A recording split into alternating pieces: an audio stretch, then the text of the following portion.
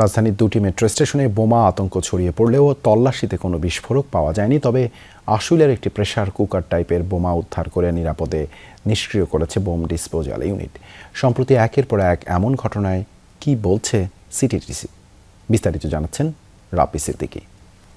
৪৫ বছর ধরে কোটি মানুষের আস্থায় পাইপের বস আরএফএল পাইপ। দুপুরে পুলিশ খবর পায় মিরপুর ১০ মেট্রো স্টেশনে বোমা সদৃশ্য একটি বস্তু রয়েছে। সঙ্গে সঙ্গেই ঘটনাস্থলে পৌঁছায় ডিএমপির বোম ডিসপোজাল ইউনিট। নিরাপত্তার স্বার্থে স্টেশন এলাকায় সতর্কতা জোরদার করা হয়। চলে সন্দেহজনক ব্যক্তির পরীক্ষা। একই সময়ে খবর আসে ফার্মগেট মেট্রো স্টেশনেও দেখা গেছে বোমা সদৃশ্য বস্তু।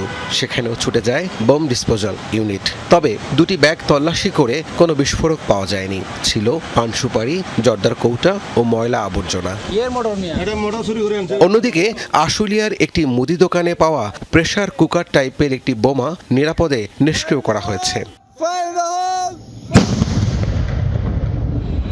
প্রায় এক সপ্তাহ আগে মতিঝিল মেট্রো স্টেশনের নিচে উদ্ধার হওয়া দুটি ছাতা টাইপ বোমাও নিরাপদে বিস্ফোরণের মাধ্যমে নিষ্ক্রিয় করা হয়েছিল।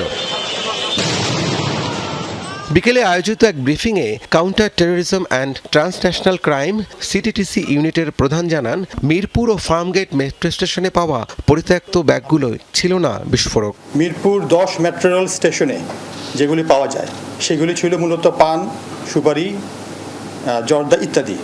কিন্তু আর ফার্মগেট এলাকাতে যে বস্তুটি পাওয়া যায় সেটি একটি বস্তার মতো, তার মধ্যে আমরা পরিত্যক্ত ময়লা এবং আবর্জনা সেখানে পাওয়া যায়।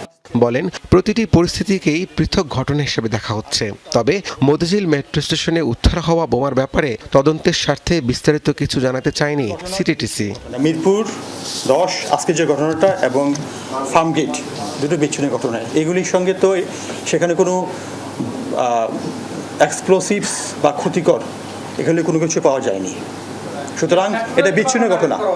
সন্দেহজনক কোনো বস্তু বা ব্যাগ দেখতে পেলে তা স্পর্শ না করে দ্রুত আইনশৃঙ্খলা বাহিনীকে জানানোর আহ্বান জানানো হয়। আইনশৃঙ্খলা রক্ষাকারী বাহিনীকে অবহিত করার জন্য অনুরোধ করছি। রাব্বি সিদ্দিকী, যমুনা নিউজ, ঢাকা।